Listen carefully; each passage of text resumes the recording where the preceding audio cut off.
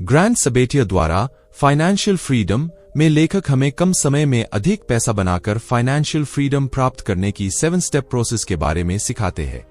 तो अगर आप कम समय में ज्यादा पैसे कमाने की कला सीखना चाहते हैं तो यह किताब सिर्फ आपके लिए ही बनी है। आज हम बात करने वाले हैं फाइनेंशियल फ्रीडम किताब के बारे में, जिसे ग्रैंड सबेटिया ने लिखा है। इस बुक में ऑथर हमें कम समय में ज्यादा पैसे कमाकर फाइनेंशियल फ्रीडम हासिल करने के लिए 7 स्टेप्स प्रोसेस के बारे में सिखाते हैं, ताकि आप कम समय में ज्यादा पैसे कमा पाएं। कैसे मैंने 5 साल में $2 से $1 मिलियन कमाए।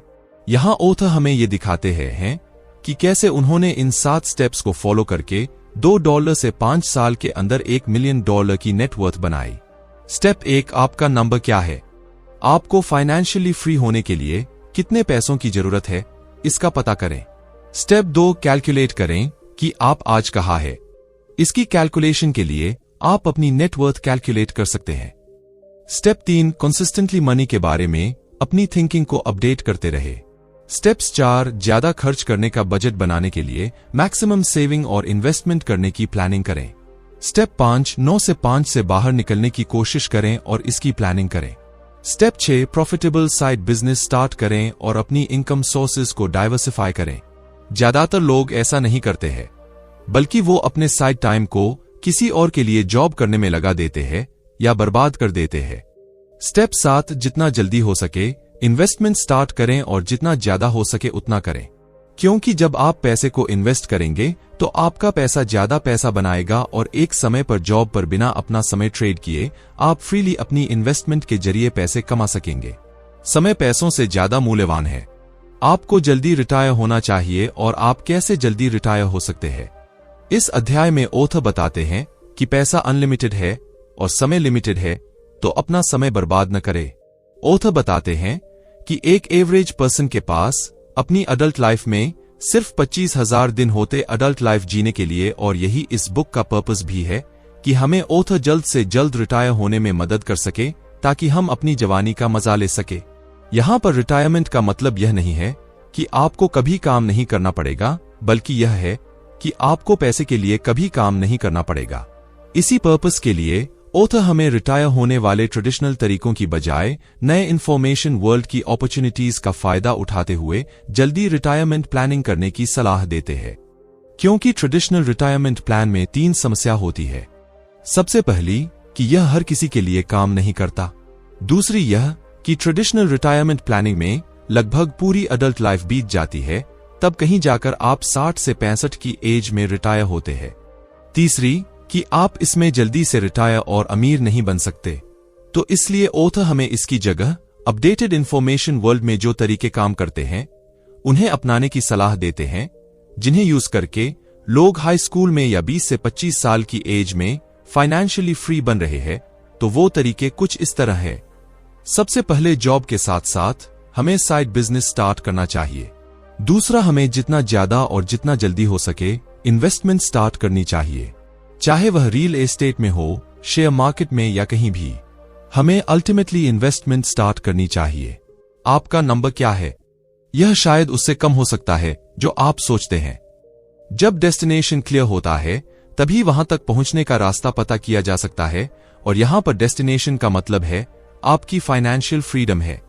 कई लोग सोचते हैं कि फाइनेंशियली फ्री होने के लिए बहुत सारे पैसों की जरूरत है, लेकिन वास्तव में सच्चाई यह है फाइनेंशियली फ्री होने के लिए हमें अपनी सोच से भी कम पैसों की जरूरत है, जिसमें अगर हम कंसिस्टेंटली सही से मेहनत करें तो आसानी से हासिल कर सकते हैं। इस अध्याय में ऑथर हमें ऐसे पैरामीटर सिखाते हैं जिनकी मदद से हम अपनी फाइनेंशियल फ्रीडम के लिए मनी रिक्वायरमेंट प्लानिंग बनाने का समय निकाल सकते हैं।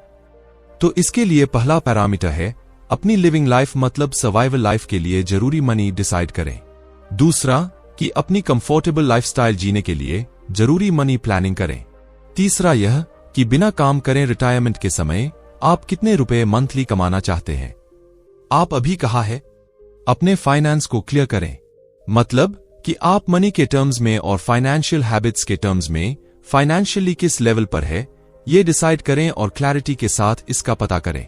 सबसे पहले यह पता करें कि आपकी मंथली एक्टिव और पैसिव इनकम कितनी है। दूसरी अपनी नेटवर्थ का पता करें।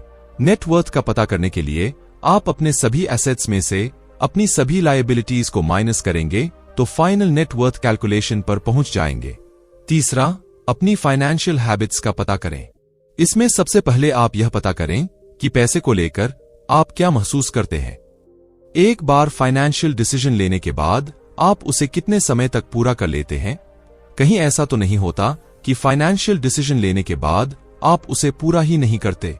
और earning, saving, money making, business और इन्वेस्टमेंट के बारे में आपका थॉट प्रोसेस क्या है। इन सभी का पता करें और जितना जल्दी और जितनी अच्छी तरह हो सके रिच हैबिट्स को अपने जीवन में अडॉप्ट करने की कोशिश करें। चौथा, अपने प्रोफेशनल स्टेटस का पता करें कि अभी आप कहां पर है, मतलब जॉब कर रहे हैं या स्टार्टअप बिजनेस है या कोई बड़ा बिजनेस है।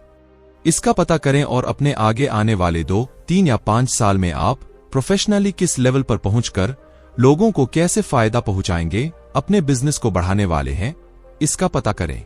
पांचवा, आप कितनी सेविंग और इन्वेस्टमेंट करते हैं और आपकी डिसाइडेड डेट पर फाइनेंशियली फ्री होने के लिए आपको कितनी सेविंग और इन्वेस्टमेंट की रिक्वायरमेंट है, इसका पता करें। छठा, फाइनेंशियल फ्रीडम एडवाइस। इसका पता करें कि अभी आप फाइनेंशियली किनसे सलाह लेते हैं। अपने उन दोस्तों, रिलेटिव्स और फैमिली मेंबर्स से जो खुद फाइनेंशियली स्ट्रगल कर रहे हैं या उनसे जो अपने जीवन में फाइनेंशियली स्टेबल है। और ये डिसाइड करें कि आपको फाइनेंशियली फ्री होने के लिए किनसे फाइनेंशियल सलाह लेने की जरूरत है। पैसा अगले स्तर का। वेल्थ को तेजी से कैसे क्रिएट करें। पैसा इन्वेस्ट करने के बहुत तरीके होते हैं, लेकिन सारे 3 प्रिंसिपल्स पर डिपेंड होते हैं। पहला, इनकम, कि आप कितने पैसे कमाते हैं। दूसरा, खर्च, कि इनकम में से कितने खर्च करते हैं। और तीसरा है सेविंग, कि उनमें से आप वेल्थ बनाने के लिए कितनी सेविंग और इन्वेस्टमेंट करते हैं। तो इसलिए वेल्थ क्रिएशन की प्लानिंग करते समय आपको इन तीनों को ध्यान रखना चाहिए और मैक्सिमम सेविंग्स और इन्वेस्टमेंट पर फोकस करना चाहिए। आइए एक एक करके जल्दी से वेल्थ क्रिएशन के तरीकों को डिस्कस करते हैं। पहला है एंटरप्राइज माइंड डेवलप करें, मतलब अपने हर घंटे और हर मिनट की अर्निंग को कैलकुलेट करें और उसके अकॉर्डिंग प्लान करें कि आप कितने पैसे कमाना चाहते हैं और उसके लिए आपको हर घंटे कितने पैसे कमाने की जरूरत है। दूसरा है अपनी 9 से 5 नौकरी का ऑप्टिमाइज करें। इसका मतलब कि आप अपनी जॉब को देखें, आप कितनी अर्निंग कर रहे हैं और अपना कितना समय दे रहे हैं। हमेशा याद रखें, क्योंकि समय सीमित है, इसलिए जॉब पर आप सीमित पैसे ही कमा सकते हैं और इसलिए अगर आप ज्यादा पैसे कमाना चाहते हैं तो जॉब के साथ साथ एक साइड बिजनेस शुरू करना बहुत जरूरी है। तीसरा, अपना साइड बिजनेस शुरू करें। अपनी इनकम सोर्सेज को डाइवर्सिफाई, यानी अलग अलग जगह से कमाने के लिए जॉब के साथ साथ एक साइड बिजनेस शुरू करें। चौथा, अपने साइड बिजनेस को पैसिव इनकम में बदले। इसके लिए आप साइड बिजनेस को साइड बाय साइड बढ़ाते रहे और अपना बिजनेस करने के लिए लोगों को हायर करें ताकि इससे उन्हें भी एम्प्लॉयमेंट मिले और आपका बिजनेस आपके बिना चलने से आप जॉब के साथ पैसिव इनकम भी कमाए। पांचवा तरीका है इन्वेस्टमेंट करें, जितना जल्दी और जितना ज्यादा हो सके। फाइनेंशियल एजुकेशन, इन्वेस्टमेंट एजुकेशन को हासिल करके और शेयर मार्केट, रियल एस्टेट और जितने भी इन्वेस्टमेंट के तरीके आपने सीखे हैं उसमें इन्वेस्ट करें ताकि अपनी डिसाइडेड डेट से पहले आप उन इन्वेस्ट किए हुए पैसे से पैसिव इनकम कमाते हुए आप फाइनेंशियली फ्री हो सके। क्या यह इसके लायक है? कुछ भी खरीदने से पहले पैसे के बारे में सोचने के 11 तरीके। इस अध्याय का कोट पैसा कमाने के लिए पैसा बचाना है। यहां हम ऐसे क्वेश्चंस डिस्कस करने वाले हैं जिन्हें कुछ भी खरीदने से पहले आप अपने आप से ये पूछे तो आपको यह डिसाइड करने में मदद करेंगे कि वह चीज खरीदना आपके लिए फायदेमंद है या नहीं। तो इस सीरीज में पहला सवाल यह है कि यह खरीदारी मुझे कितनी खुश करेगी।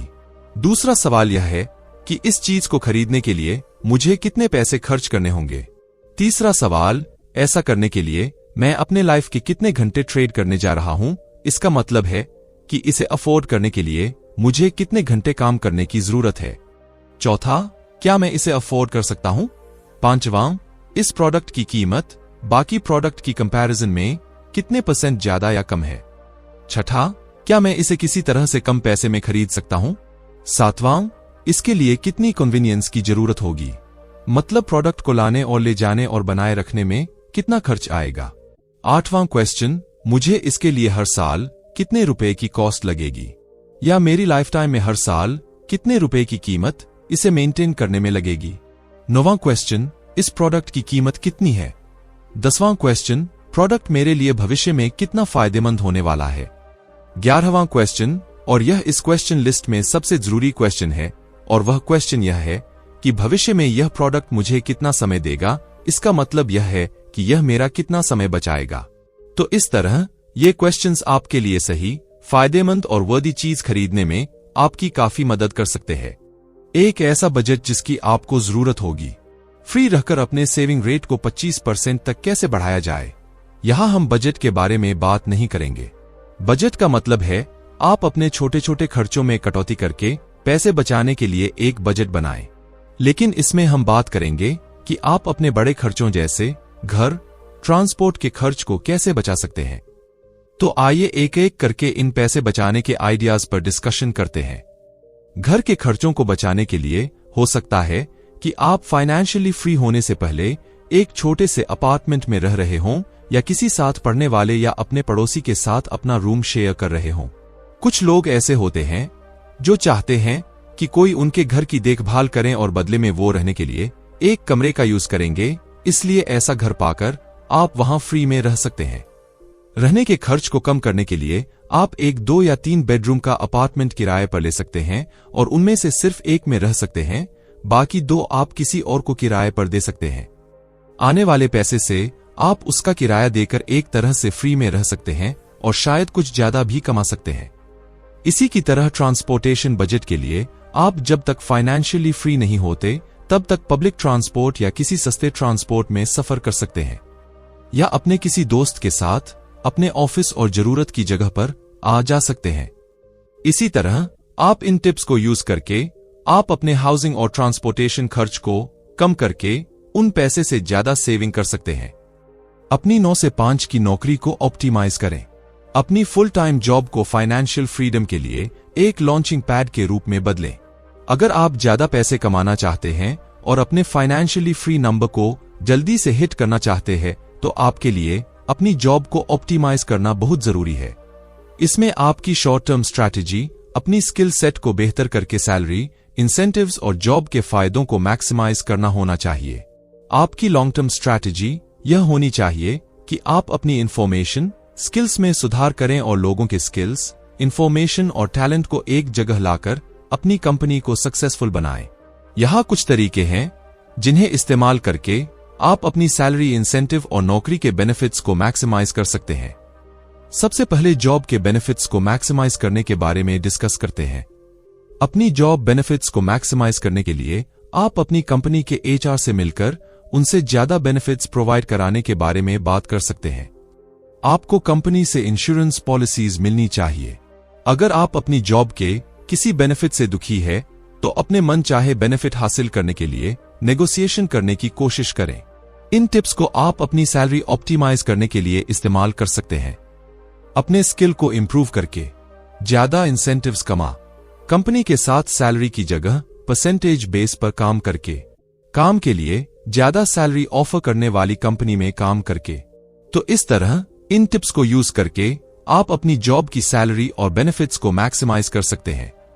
और हमेशा याद रखें कि स्किल्स और नेटवर्क आपकी शॉर्ट टर्म और लॉन्ग टर्म दोनों सक्सेस में मदद करेंगे। इसलिए सबसे ज्यादा फोकस अपनी स्किल्स और अपने नेटवर्क को इंक्रीज करने पर करें।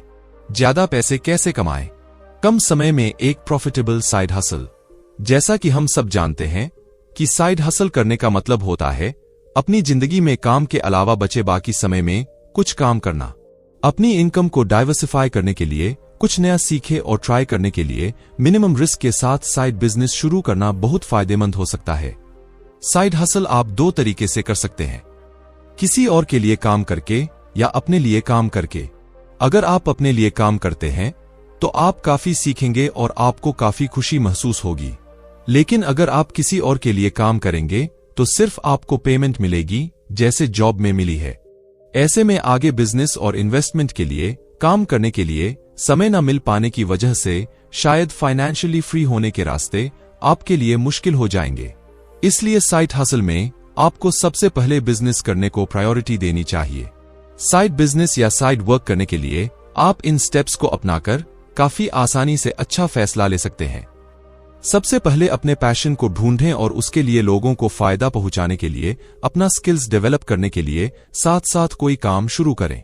दूसरा, काम शुरू करने के बाद उसको एक मनी अर्निंग प्लेटफॉर्म में कन्वर्ट करें, और इसके लिए आप इन टिप्स की मदद ले सकते हैं ताकि आप अच्छी पेमेंट मार्केट से डिमांड कर सके। सबसे पहले अपने कस्टमर्स को कॉम्पिटिटर्स से अच्छी सर्विस और बेनिफिट्स देने के लिए अपनी स्किल्स को बेहतर बनाएं। फिर उतना ही थोड़ा कम चार्ज करें जितना कॉम्पिटिटर्स चार्ज कर रहे हैं। क्वालिटी वर्क के जरिए मार्केट में अपनी एक वैल्यू और रेप्यूटेशन बनाएं। बिजनेस बिल्डिंग के बारे में सीखकर अपने बिजनेस को step by step scale up करते चले जाएं। 7 कदम तेजी से निवेश इन्वेस्ट करने के लिए अपने पैसे कमाने में तेजी लाएं। ये 7 स्ट्रैटेजीज इन 5 कॉन्सेप्ट्स पर बेस्ड हैं जो आपको सीधे अफेक्ट कर सकती हैं, इसलिए इन्हें जरूरत के अकॉर्डिंग पढ़ा और यूज किया जाना चाहिए। पहला कॉन्सेप्ट है अपने रिस्क को मिनिमाइज करें। दूसरा है फीस को मिनिमाइज करें। तीसरा, अपने कंट्रीब्यूशन में टैक्स को कम से कम करें। चौथा है अपने रिटर्न्स को मैक्सिमाइज करें। पांचवां है अपने विड्रॉल टैक्सेस को कम करें। और हमेशा से मन में रखना कि जिसकी आपको समझ न हो वहां इन्वेस्ट न करें। आइए एक एक करके 7 स्ट्रैटेजीज पर डिस्कस करते हैं। पहला स्टेप है अपने शॉर्ट टर्म और लॉन्ग टर्म इन्वेस्टमेंट को अलग अलग करें। मतलब जितने आप शॉर्ट टर्म इन्वेस्टमेंट से पैसा कमाना चाहते हैं उन्हें अलग रखें, और लॉन्ग टर्म में जिन इन्वेस्टमेंट से कमाना चाहते हैं उन्हें अलग तरीके से प्लान करें। पता करें कि आपको कितना इन्वेस्ट करना ही करना है। जैसा कि हम सभी जानते हैं कि जितनी ज्यादा हम सेविंग्स करेंगे उतना ही ज्यादा हम इन्वेस्ट करेंगे, और जितना हम इन्वेस्ट करेंगे उतना ज्यादा हम अपने फाइनेंशियल फ्रीडम के गोल को हासिल कर सकते हैं। इसलिए इसका एक प्लान बनाएं कि कितना पैसा लगातार आप सेव और इन्वेस्ट करने वाले हैं। टारगेट एसेट एलोकेशन को डिसाइड करें। मतलब आप अपनी इन्वेस्टमेंट इनकम में से कितने % इनकम को किस जगह, मतलब stock, bonds, real estate, business आदि में इन्वेस्ट करने वाले हैं, इसकी प्लानिंग करें। अपना इन्वेस्टमेंट इवैल्यूएट करें। मतलब डिफरेंट सेक्टर्स में इन्वेस्ट करने के लिए लगने वाली फीस को सही से इवैल्यूएट करने की कोशिश करें ताकि मिनिमम फीस को भरना पड़े। सही इन्वेस्टमेंट को चुनें। इन्वेस्टमेंट करते समय 2 बातों का ध्यान रखें। सबसे पहले आपकी मनी सिक्योर रहे, और दूसरा आपके टारगेट डेट तक इतने पैसे बढ़ाने की संभावना ज्यादा हो जितने आप चाहते हैं। अपने टैक्स एडवांटेज अकाउंट को मैक्सिमाइज करें। टैक्सेस आपके फ्यूचर इन्वेस्टमेंट अर्निंग का बहुत बड़ा हिस्सा ले सकता है, इसलिए जरूरत है कि टैक्स को शुरू से ही मिनिमाइज करने की प्लानिंग की जाए। इसके लिए आप tax free contribution investment account खुलवा कर ऐसा कर सकते हैं जिसमें आपको इन्वेस्टमेंट के समय टैक्स नहीं देना होता। टैक्सेबल अकाउंट से इन्वेस्ट करें। टैक्स एडवांटेज अकाउंट सेटलमेंट के बाद अपने टैक्स को मिनिमाइज करने की कोशिश करें, और मैक्सिमम इन्वेस्टमेंट अपने टैक्स एडवांटेज अकाउंट से ही करें। रियल एस्टेट इन्वेस्टिंग में $10,000 को लाखों में कैसे बदलें। रियल एस्टेट इन्वेस्टिंग आपकी अर्निंग पोर्टफोलियो में डाइवर्सिफाई लाने का एक बहुत अच्छा जरिया है, और रियल एस्टेट बाकी सेविंग जैसे स्टॉक, शेयर मार्केट या बॉन्ड, इन सब की तुलना में काफी सेफ और प्रॉफिटेबल है। रियल एस्टेट में इन्वेस्ट करने के 3 तरीके होते हैं। आप प्रॉपर्टी को खरीद और बेचकर पैसे कमा सकते हैं। कम कीमत में प्रॉपर्टी खरीदकर उस प्रॉपर्टी को एक बेहतर घर में बदल के उसे ज्यादा पैसों में बेचकर पैसे कमा सकते हैं। आप प्रॉपर्टी खरीद सकते हैं और इसे लॉन्ग टर्म के लिए रख सकते हैं, और बाद में कीमत बढ़ने पर आप इसे बेचकर पैसे कमा सकते हैं। यह 9 टिप्स आपको एक प्रॉफिटेबल प्रॉपर्टी पता करने में मददगार रहेंगे। एक रियल एस्टेट इन्वेस्टमेंट क्राइटेरिया को डेवलप करके उसका पालन करें। 2 एक बजट सेट करें और प्री अप्रूव्ड होम लोन ले लें। 3 ज्यादा से किराया और पॉजिटिव कैश फ्लो देने वाली प्रॉपर्टीज का पता करें। 4 रियल्टर या प्रॉपर्टी एजेंट्स को ढूंढें जो आपकी प्रॉपर्टी को मेंटेन करने में काफी मेहनत करे। 5 जैसे ही प्रॉफिटेबल प्रॉपर्टी देखें तुरंत जल्दी से जल्दी मौका मिलते ही उसे खरीद ले। 6 कम कीमत में बिकने वाली प्रॉपर्टीज को ढूंढते रहे। 7 अपने आसपास के प्रॉपर्टीज को देखते रहे। 8 एक्सपीरियंस प्रॉपर्टी होम मैनेजर का पता लगाए। 9 जब जरूरत हो तो प्रॉपर्टी सेल्स के लिए तैयार रहें। अपनी बाकी की जिंदगी के लिए निवेश इन्वेस्टमेंट करने से कैसे दूर रहें। अगर आप जल्दी रिटायर होना चाहते हैं तो आपको सही इन्वेस्टमेंट विड्रॉल स्ट्रैटेजी डेवलप करनी चाहिए। जिसमें आपके बिना काम किए भी आपका पैसा तेजी से बढ़ता रहा। अपनी रिटायरमेंट के बाद टैक्स को बचाते हुए लगातार कमाई करने के लिए इन टिप्स को फॉलो करें।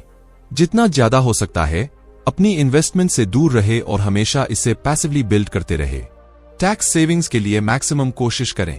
मैक्सिमम टैक्स एडवांटेज अकाउंट से मनी विथड्रॉ करें। आप एडवांटेज विथड्रॉ स्ट्रैटेजी का भी इस्तेमाल कर सकते हैं। और फाइनली, अगर आप जल्दी रिटायर होने का प्लान बना रहे हैं तो रिटायर होने के बाद अपना एक क्लियर फोकस सेट करें। रिटायरमेंट के बाद जाने की आप क्या करना चाहते हैं। उदाहरण के लिए, आप किसी स्पेसिफिक पैशनेट प्रोजेक्ट पर काम करना चाहते हैं, जैसे दुनिया घूमना चाहते हैं या इसी तरह कुछ और रिटायरमेंट के बाद सबसे पहले अपना पैशनेट काम कुछ महीने या साल के लिए करें, ताकि आप जल्दी रिटायरमेंट को महसूस कर सकते जो दुनिया के कुछ % लोगों को ही मिलती है। क्योंकि फ्रीडम अनलिमिटेड है और जब आप इसे खेलते हैं तो आप भी असीम बनने लगते हैं। चलिए, इसको खत्म करने से पहले हम सभी चैप्टर्स की शॉर्ट लर्निंग के बारे में पॉइंट टू पॉइंट रिव्यू कर लेते हैं, ताकि उन्हें याद रखने और इम्प्लीमेंटेशन करने में आसानी हो। पहले अध्याय में हमने फाइनेंशियल टारगेट सेटिंग के बारे में सीखा। 2 अध्याय के हिसाब से आपको जल्दी से जल्दी अपना अर्ली रिटायरमेंट प्लान बनाना चाहिए। तीसरे अध्याय के हिसाब से आपको एक्यूरेट मनी नंबर लिखना चाहिए कि फाइनेंशियली फ्री होने के लिए आपको कितना पैसा चाहिए। 4th अध्याय के हिसाब से आपको अपने फाइनेंशियल स्टेटस की क्लियरली नॉलेज होनी चाहिए कि अभी आपकी कितनी इनकम है, कितनी सेविंग है, कितना इन्वेस्टमेंट आप कर रहे हैं और कितना खर्च। अध्याय 5 में ऑथर बताते हैं कि हमें जॉब के साथ साथ एक साइड हसल शुरू करना चाहिए। अध्याय 6 के हिसाब से हमें कुछ भी खरीदने से पहले अपने आप से 11 फाइनेंशियल सवाल पूछने चाहिए। अध्याय 7 के हिसाब से आपको अपने बड़े खर्चे को कम करना चाहिए। अध्याय 8 के हिसाब से अपने करंट जॉब की सैलरी और बेनिफिट्स को मैक्सिमाइज करना चाहिए। 9वां अध्याय के हिसाब से अपना साइड बिजनेस शुरू करना चाहिए। अध्याय 10 के हिसाब से हमें फास्ट फाइनेंशियल ट्रैक पर चलना चाहिए। 11वां अध्याय में हमने सीखा कि हमें रियल एस्टेट में भी इन्वेस्टमेंट करना चाहिए। अध्याय 12 के हिसाब से हमें जल्दी रिटायरमेंट से बाहर निकलने प्लानिंग करनी चाहिए। दोस्तों, आपको ये बुक कैसी लगी और आप कौन सी बुक सुनना चाहेंगे, हमें कमेंट में जरूर बताएं। धन्यवाद।